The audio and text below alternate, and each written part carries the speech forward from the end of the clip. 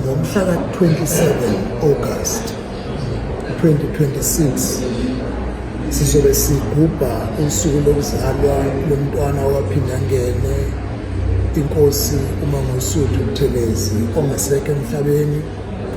Kuzoba nomcimbi omkhulu ekhaya waphinda angene la esizobe siyingxenye yokubungaza usuku lwakhe lokuzalwa nakuba engasekho phakathi kwethu. Kusukuthi-ke egameni labantu bentando enhle eNingizimu ye-Afrika kanye nasegameni lawo wonke amalungu eqembu leNkatha Yenkululeko sithi happy birthday, happy rest well umntwana waphinda angene nakuba engasekho phakathi kwethu, kodwa sihlala njalo simkhumbula ukuthi ukube ukhona phakathi kwethu ngabe iminyaka yakhe isimngaka.